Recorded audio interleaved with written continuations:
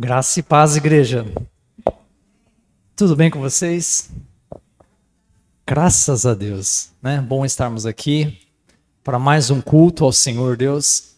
E a nossa oração sempre é a mesma, que o Senhor fale com cada um de nós.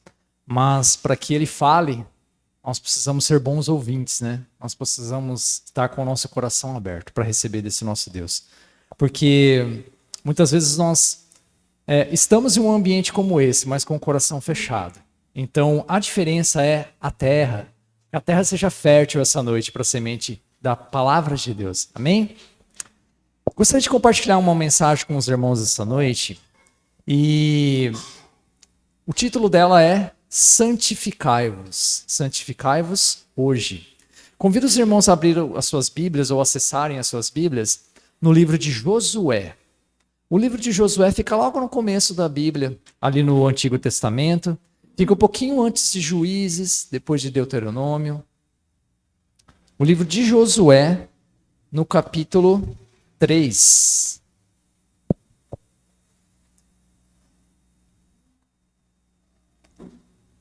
Que vai estar ilustrando um pouco essa ordem. Amém? Josué 3, de 1 a 5. Na NVI fala assim: de manhã, bem cedo, Josué e todos os israelitas partiram de Sitim e foram para o Jordão, onde acamparam antes de atravessar o rio.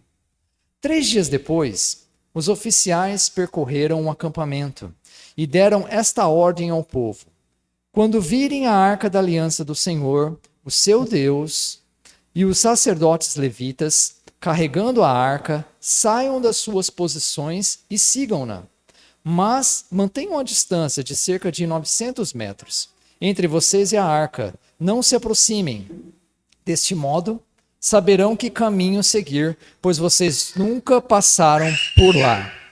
Josué ordenou ao povo: santifiquem-se, pois amanhã o Senhor fará maravilhas entre vocês. E é daí que sai o nosso tema dessa noite. Santifiquem-se, pois amanhã o Senhor estará fazendo maravilhas no nosso meio.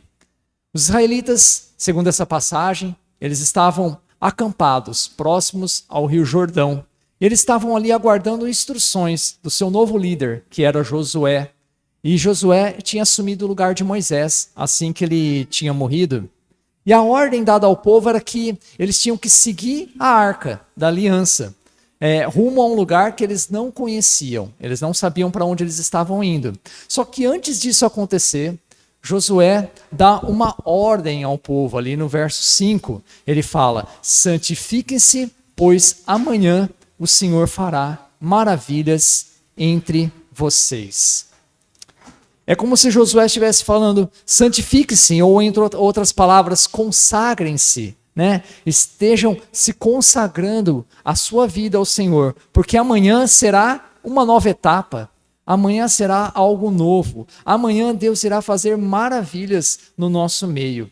Então, a condição para presenciar, para desfrutar dessas maravilhas que Deus que teria para aquele povo, seria a santificação.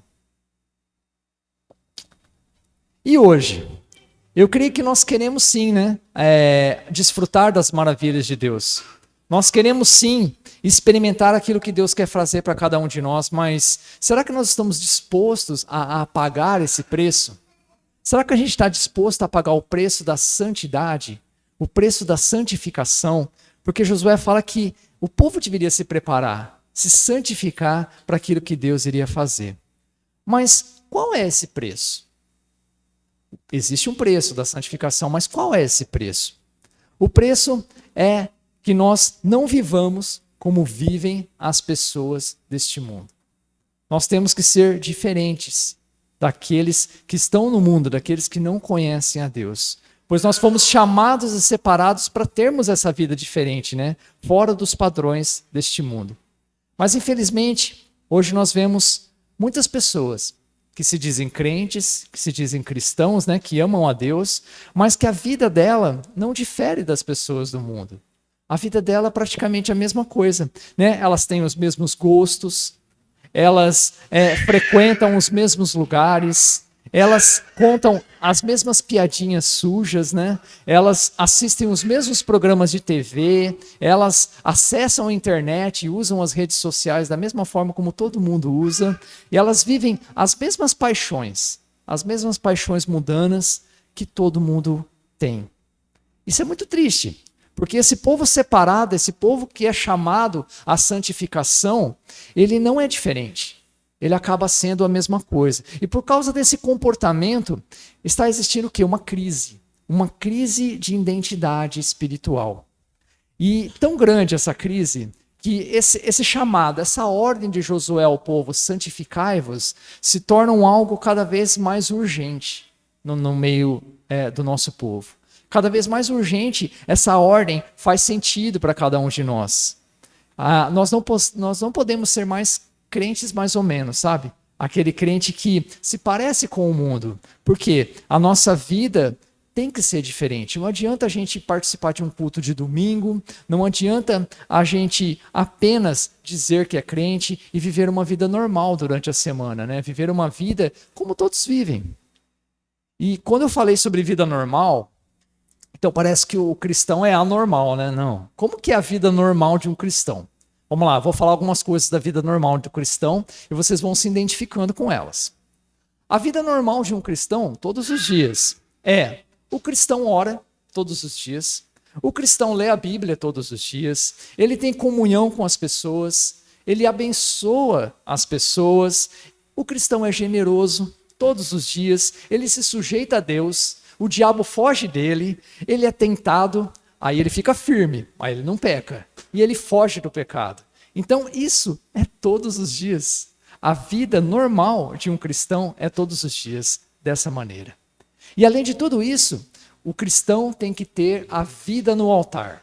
E uma vez eu ouvi essa palavra, né, vida no altar. E a vida no altar não é aqui, igual eu estou aqui nesse momento, como o Ministério de Louvor estava aqui, que está aqui ministrando a igreja, no púlpito, no altar. A vida no altar não é esse local físico. A vida no altar é na presença de Deus. Então, o cristão verdadeiro, ele tem que buscar a presença de Deus todos os dias. Ele tem que se consagrar a Deus todos os dias. Ele tem que andar em santidade para que ele seja diferente das pessoas deste mundo. Então, a vida no altar é essa busca por Deus, pela presença de Deus. Amém? Agora, ao contrário, o que não seria normal para um cristão é viver no pecado. Viver no pecado não é normal para o cristão. Na verdade, é anormal, né? Em Isaías 59:2 fala assim: mas as suas maldades separam vocês do seu Deus, e os seus pecados escondem de vocês o rosto dele, e por isso ele não os ouvirá. Essa passagem fala que Deus não se agrada do nosso pecado. Deus não quer nos ver pecando.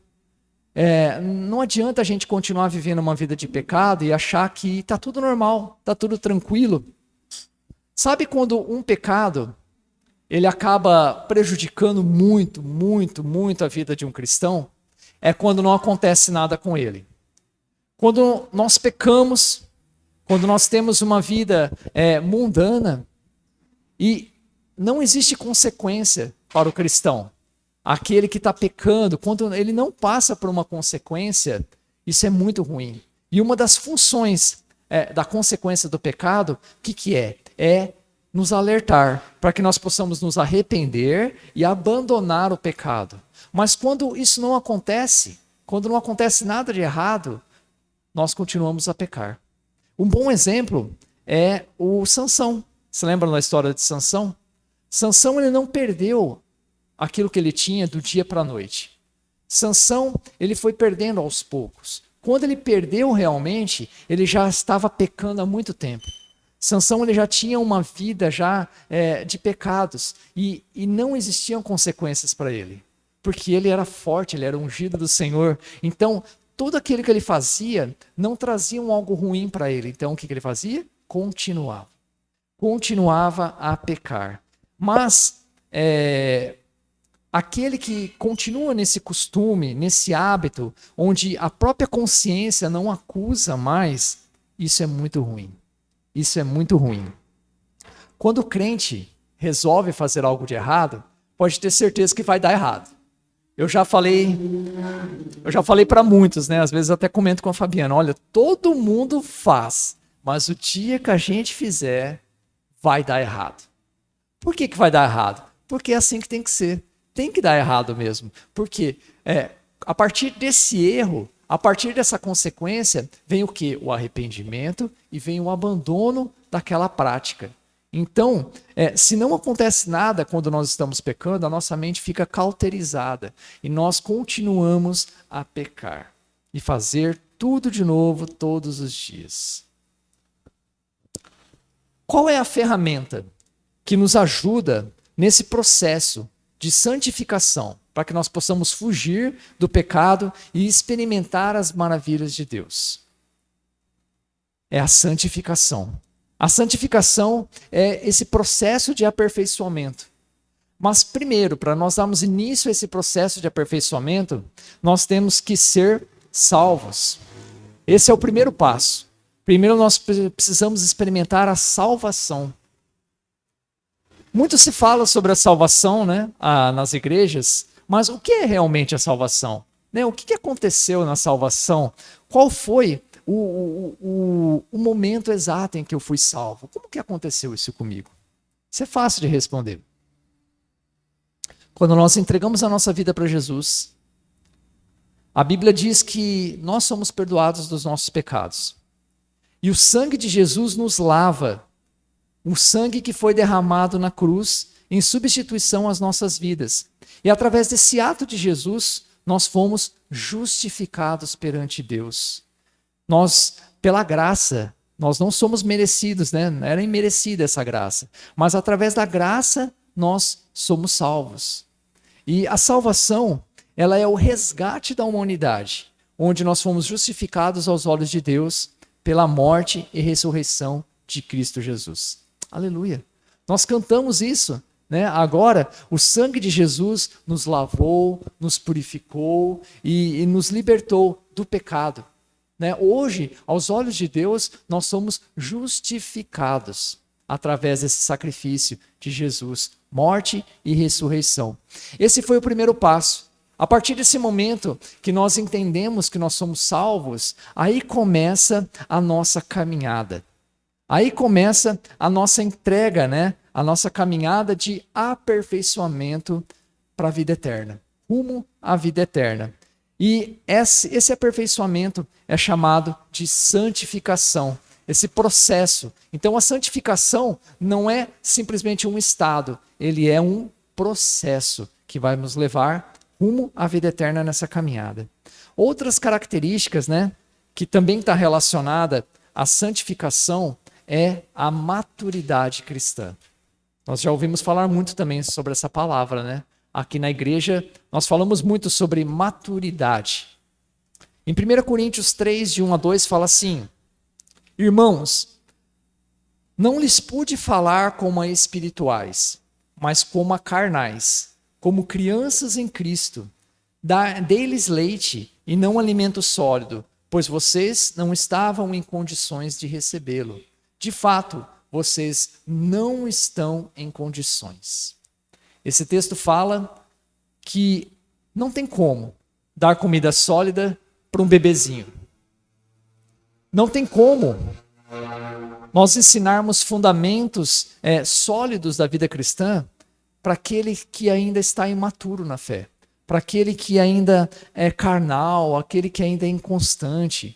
Porque ele não vai entender, ele não vai conseguir assimilar, ele não vai conseguir caminhar, ele não vai conseguir tomar posse desses fundamentos até que ele amadureça, até que ele cresça. Então, o amadurecimento, esse processo de amadurecimento, a Bíblia também chama de santificação. E o próprio Paulo também, ele não se julgava perfeito. Paulo falava assim, olha, eu não sou perfeito, mas uma coisa eu faço. Eu esqueço daquilo que ficou para trás e prossigo para o alvo. Prossigo para o alvo. Em cada um de nós também temos esse nosso tempo de amadurecimento. Cada um de nós. Como uma fruta que está ali na árvore, ela tem um tempo de amadurecimento, e a gente olha para ela e fala assim, olha, agora ela está meio verde ainda. Ah, mas agora ela já está mais madura, agora dá para a gente colher. Nós também temos esse tempo de amadurecimento. Então, por isso, nós não podemos julgar uns aos outros. Porque cada um tem um tempo de amadurecimento, né? O importante não é esse tempo, o importante é estar nesse processo. O importante é estar nesse processo. Uns vão ser um pouco mais lento, outros vão ser um pouco mais rápido, mas o importante é nós estarmos nesse processo. Não importa quanto tempo leve, mas a santificação nos vai levar à maturidade, ao crescimento espiritual. Vocês viram como é importante a santificação dentro da caminhada cristã? Mas a pergunta que fica é, será que nós entendemos qual é o verdadeiro significado, qual é a verdadeira importância da santificação e desse crescimento dentro da caminhada cristã? Eu creio que é muito importante, porque a partir desse nosso crescimento, a partir dessa nossa maturidade, nós conseguimos conhecer mais de Deus, e Deus se revela a nós cada vez mais. Muitas vezes nós estamos aqui na igreja, né? Mas nós não conhecemos tão pouco do nosso Deus. Tão pouco. E muitas vezes nós agimos na força do braço porque nós não confiamos realmente naquilo que Deus pode fazer. E esse crescimento, essa maturidade dentro desse processo da santificação nos leva a conhecer mais a Deus, a termos mais intimidade com Ele. Amém?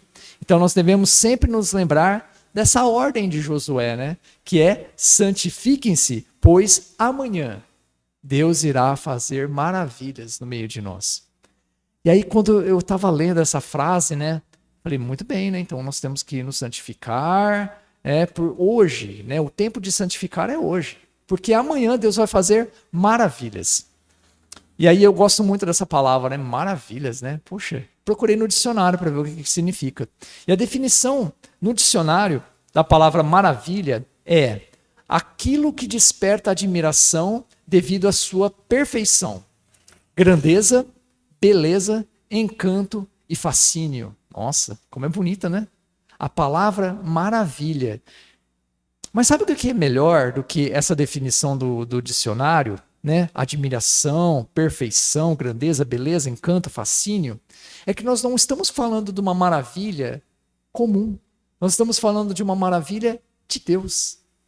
Então, nós estaremos experimentando as maravilhas de Deus, que é algo extraordinário, que é algo incomum e, acima de tudo, sobrenatural.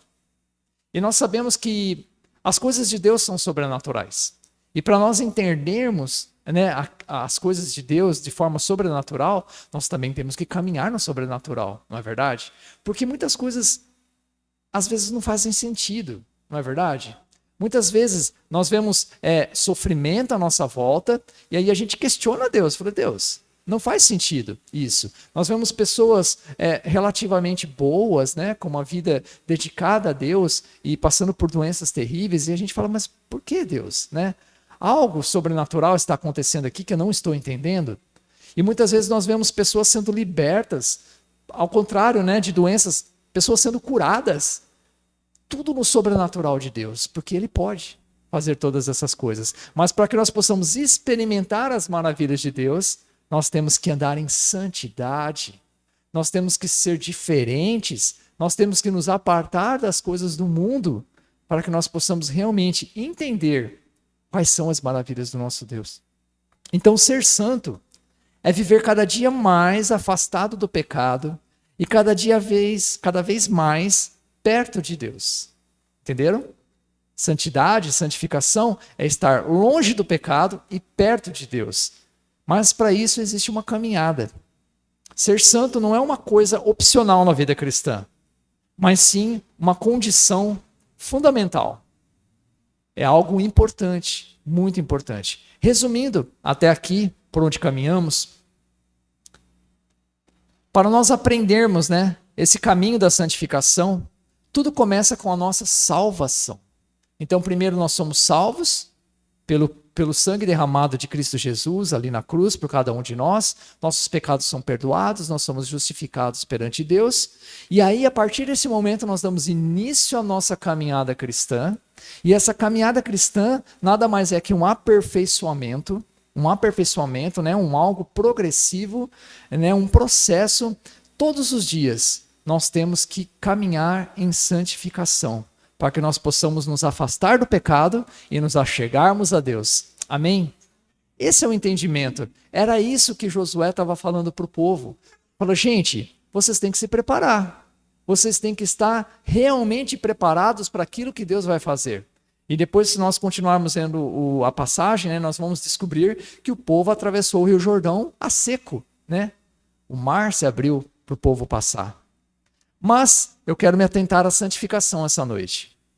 E na prática, como que funciona a santificação? Tem uma passagem na Bíblia, é um pouco grande, mas ela vai explicar muito bem o que é esse processo de santificação na nossa vida. Convido os irmãos a abrirem em Colossenses. Colossenses fica mais lá para o final da Bíblia.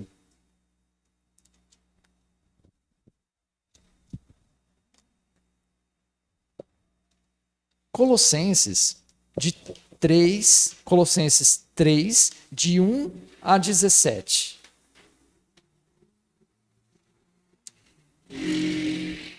Eu vou estar lendo para vocês. Colossenses 3, de 1 a 17. O texto é um pouquinho grande, mas prestem bastante atenção naquilo que Paulo está falando aqui. Portanto, já que vocês ressuscitaram com Cristo, é o que a gente estava falando agora, procurem as coisas que são do alto, onde Cristo está assentado à direita de Deus. Mantenham o pensamento nas coisas do alto, e não nas coisas terrenas, pois vocês morreram e agora a sua vida está escondida com Cristo em Deus. Quando Cristo, que é a vida, for manifestado, então vocês também serão manifestados com ele em glória. 5. Assim, façam morrer tudo o que pertence à natureza terrena de vocês, que são imoralidade sexual, impureza, paixões, desejos maus e a ganância, que é idolatria. E por causa dessas coisas que vem a ira de Deus sobre os que vivem na desobediência, as quais vocês praticam no passado, quando costumavam viver nelas. 8. Mas agora, abandonem todas essas coisas: ira, indignação, maldade, maledicência e linguagem indecente no falar. Mas não mintam uns aos outros, visto que vocês já se despiram do velho homem com suas práticas e se revestiram do novo, o qual está sendo renovado em conhecimento à imagem do seu Criador. Olha lá. 11. Nessa nova vida, já não há diferença entre grego e judeu, circunciso e incircunciso, bárbaro e cita, escravos e livre, mas Cristo é tudo e está em todos. Portanto, como o povo escolhido de Deus, santo e amado, revistam-se de profunda compaixão, bondade, humildade, mansidão e paciência. Suportem-se uns aos outros e perdoem as queixas que tiveram uns contra os outros. Perdoem como o Senhor lhes perdoou. Acima de tudo, porém, revistam-se do amor, que é o elo perfeito. Que a paz de Cristo seja o juiz em seu coração, visto que vocês foram chamados para viver em paz, como membros de um só corpo, e sejam agradecidos. 16. Habite ricamente em vocês a palavra de Cristo. Ensinem e aconselhem-se uns aos outros, como toda a sabedoria, e cantem salmos, hinos e cânticos espirituais com gratidão a Deus em seu coração. Tudo o que fizerem, seja em palavra ou em ação, façam no em nome do Senhor Jesus, dando por meio dele graças ao Deus Pai. É um texto longo, mas não tinha como cortar esse texto pela metade, porque ele fala dessa nova vida que o cristão tem.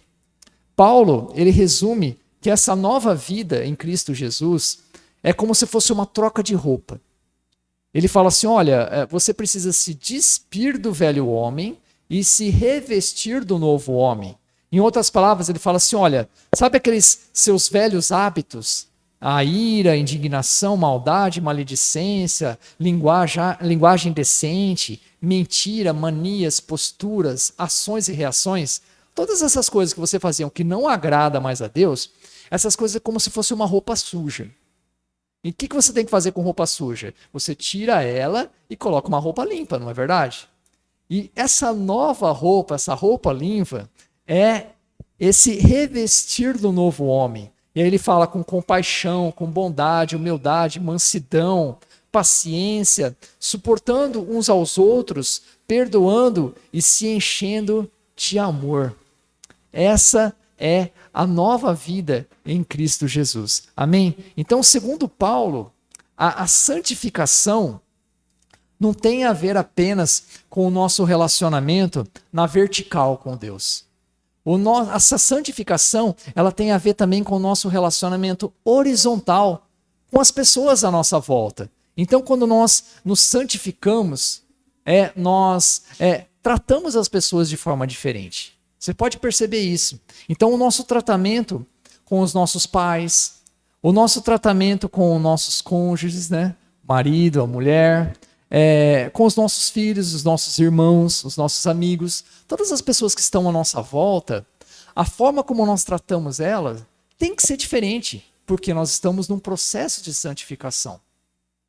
E nesse processo de santificação, nós queremos nos assemelhar a Deus. Então não adianta nós termos essa roupagem de crente, né? Esse linguajar de crente, falar que somos, né, filhos de Deus e tratarmos as pessoas de forma diferente, sabe? De tratarmos as pessoas indignamente. Tem muita gente que faz isso, né? Que é um santo em casa, né? Que é um santo na igreja, né? Que é um santo na frente dos irmãos, e em casa o pessoal fala que é o Satanás, né? Em casa é aquele que briga com a esposa, briga com os filhos, né? E no serviço é aquela pessoa insuportável. E eu já vi pessoas assim, e não é legal. Não é legal, porque nós declaramos para as pessoas que estão à nossa volta que nós amamos a Cristo, que nós queremos ter um relacionamento sério com Cristo, mas não tem como nós termos um relacionamento sério com Cristo e não sermos impactados por quem Cristo é. Vocês entenderam? Não tem como. O pessoal fala que o nosso contato com Cristo é como se fosse uma chuva abundante. Não tem como você sair em uma chuva abundante e não se molhar. Não tem como você ter um contato com Cristo e não ser diferente. E é isso que a santificação nos mostra, quem realmente nós somos na presença do nosso Deus. E Paulo ele termina afirmando que o mais importante é o amor. Ele fala que o amor é o elo, o amor é que une todas essas virtudes. Isso que nós acabamos de falar aqui, né? Que é a bondade, a humildade, a mansidão, a paciência. Presta atenção, se você não tiver o amor realmente no seu coração, você não tem muita paciência com as pessoas, não. Porque existem pessoas difíceis. Existem pessoas que a gente não tem muita paciência mesmo, que é só por amor, é só pela graça. Então, se nós não tivermos amor, a gente não é humilde. Sabe? E quando eu falo sobre humildade, nós não falamos sobre pobreza ou simplicidade de pessoas muito simples. Humildade é reconhecer quem nós somos. Nós não somos melhores que qualquer outra pessoa, porque todos nós somos irmãos. Então esse amor é o elo, é isso que une. Então, se você não tem amor, fala que nós temos que suportar as pessoas, né? Não é só suportar daquele sentido de, ai meu Deus, eu vou ter que suportar essa pessoa, não suporto mais, mas eu vou suportar. Não. O suportar é dar suporte, é dar amparo, né? É ajudar, porque as pessoas estão passando por lutas. E muitas vezes nós precisamos dar um amparo mesmo a essas pessoas. Olha, vem aqui, né? Desabafa, fala comigo. Vamos entender melhor o que você está passando, e se eu puder te ajudar, isso é o suportar. E perdoar. Perdoar sem amor é difícil. Então nós temos que perdoar as pessoas também em amor. Então Paulo está falando que, olha, todas essas virtudes elas são conectadas pelo amor. E o cristão, ele tem que ter esse amor. Não dá para a gente ser cristão e não ter amor pelas pessoas. Não dá para a gente ser cristão e não ter amor pelas coisas de Deus. Amém? Então, daqui para baixo, em todos esse capítulo que eu li com vocês aqui, nos versos 15, 16 e 17, Paulo apresenta 3 recursos para a gente. Com esses 3 recursos, nós conseguimos desenvolver essa nossa santificação. E o primeiro recurso está ali no verso 15, né, que fala aqui, que a paz de Cristo seja o juiz em seu coração, visto que vocês foram chamados para viver em paz como membros de um só corpo, e sejam agradecidos. É interessante, fala que a paz de Cristo será o nosso juiz dentro do coração.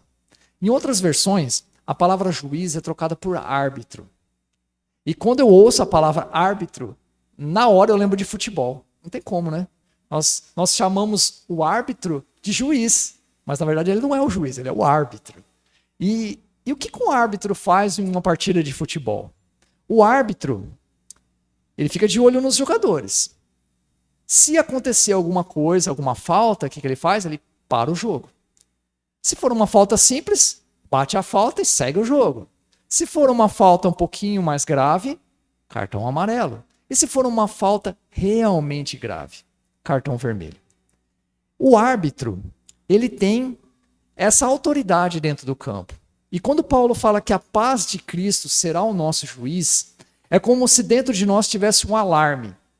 E aí, quando nós vamos fazer alguma coisa de errado, alguma coisa que não agrada a Deus, esse alarme toca. Vocês já sentiram isso? Eu já senti. Eu falei, não, pera lá, né? Quando você vai fazer algo que não agrada a Deus, você sente algo que, sabe, puxa a sua orelha e fala, olha, isso não é atitude de crente, misericórdia. Então, esse árbitro dentro de nós é a paz de Cristo. E quando nós, ao contrário, né? Quando nós vamos fazer algo e aquilo não nos trouxe paz, o que a gente tem que fazer? Nós paramos e nós prestamos atenção naquilo que estamos fazendo e buscamos essa paz interior, né? Essa paz de Cristo Jesus. E pode ter certeza que Ele trará essa paz para cada um de nós. Pode ficar tranquilo. Então o que nós temos que fazer é confiar, estar sensíveis a essa voz, sensíveis a esse árbitro que será, se for preciso, parar o jogo. Ele vai parar você por um momento e vai falar assim, olha o que você está fazendo. E o segundo recurso? Está lá no verso 16. No verso 16, fala assim, habite ricamente em vocês a palavra de Cristo. Ensinem e aconselhem-se uns aos outros com toda a sabedoria e cantem salmos, hinos e cânticos espirituais com gratidão a Deus em seu coração. A palavra de Cristo, ela tem que habitar na nossa vida. Crente tem que ser bom de Bíblia. Isso é fato. Nós temos que ser bom de Bíblia. E como é que nós ficamos bom de Bíblia? Quem arrisca? Lendo a Bíblia. Bíblia fechada não nos torna cristãos melhores. Lá em casa eu tenho bastante Bíblia. E por quê? Porque eu ficava comprando versões diferentes, né? E aí eu queria ver os textos em outras versões, aí eu comecei a comprar a Bíblia. E aí eu tenho várias Bíblias lá na minha casa, mas se a Bíblia está fechada, elas não estão falando comigo. E Deus fala através da sua palavra. Então, quando nós nos achegamos aqui a um culto de domingo, esse tempo que nós lemos aqui o texto, esse tempo que nós temos contato com a palavra de Deus, não é o suficiente.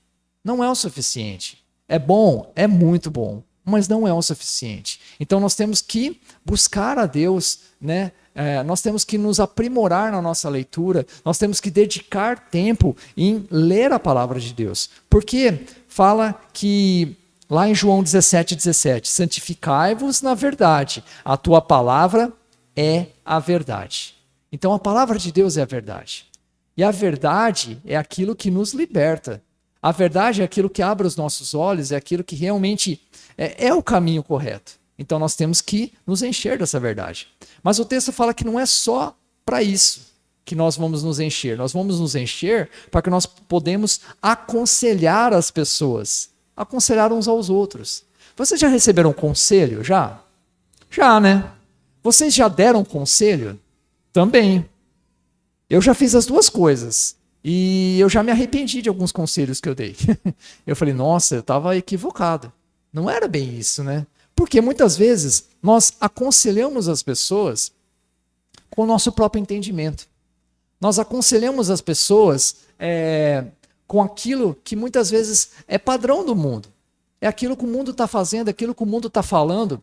E muitas vezes nós gostamos de ouvir aquilo que nós queremos, não é verdade? Nós gostamos de ver aquilo que nós queremos, mas muitas vezes a palavra de Deus, ela nos confronta. Ela nos confronta para que nós não venhamos a fazer aquilo que nós pensamos, mas aquilo que Deus quer que nós pensamos. E para isso, nós precisamos nos encher da palavra de Deus. Nós só podemos oferecer aquilo que nós temos. Se nós não temos Cristo dentro de nós, como que nós vamos oferecer isso às pessoas? Amém? Então é isso que Paulo está falando. Enchei-vos da palavra de Deus. Crente tem que ser bom de Bíblia. Tem que ler a palavra e no momento em que aparecer uma oportunidade onde nós podemos falar do amor de Deus, nós temos que saber falar, não é verdade? Nós temos que saber falar e para isso nós temos que conhecer o nosso Deus.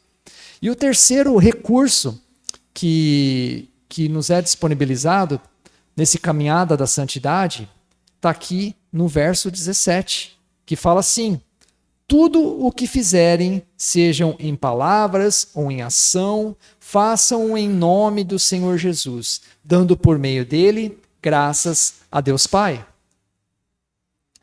Fala que tudo o que fizermos seja para glorificar o nosso Deus em nome de Jesus. Aí complicou um pouquinho, não complicou? Paulo deu uma dificultada na nossa vida, porque está falando que, olha, tudo que vocês fizerem tem que agradar a Deus. Sejam em palavras ou sejam em ações. E aí a gente começa a fazer uma retrospectiva na nossa vida, né? Começa a pensar como é o meu estilo de vida. Será que aquilo que eu estou fazendo hoje agrada a Deus? Será que aquilo que eu estou falando, ou aquilo que eu estou, da forma como eu estou agindo, glorifica o nome do Senhor? Será que quando eu estou ali à toa, na internet, nas redes sociais, será que eu estou glorificando o nome do Senhor? Será que quando eu estou ali com aqueles meus amigos com a vida toda errada, toda torta, será que eu estou glorificando a vida do Senhor naquele momento? Paulo dá uma dificuldade aqui pra gente, né? Ele fala que é tudo. Ele não fala que são em algumas coisas, em algumas situações. Ele fala, olha, tudo que vocês fizerem, seja em nome de Jesus para glorificar o nosso Deus. E aí fica realmente essa pergunta. Aquilo que eu estou falando glorifica a Deus? Aquilo que eu estou fazendo glorifica a Deus? E se essa noite, né, você pensou nessa pergunta e se a sua resposta foi sim, amém. Continue. Se aquilo que você faz agrada a Deus, continue. Continue, né, nessa caminhada. Mas se você respondeu que não, se aquilo que você está fazendo não está agradando a Deus, aí lembra daquele árbitro que para o jogo? Nós paramos e repensamos a nossa caminhada cristã. Amém? A conversão tira o cristão do mundo, mas a santificação é que tira o mundo do cristão. Então, para que nós não vivamos como vivem as pessoas que não conhecem a Cristo, nós precisamos de nos santificar.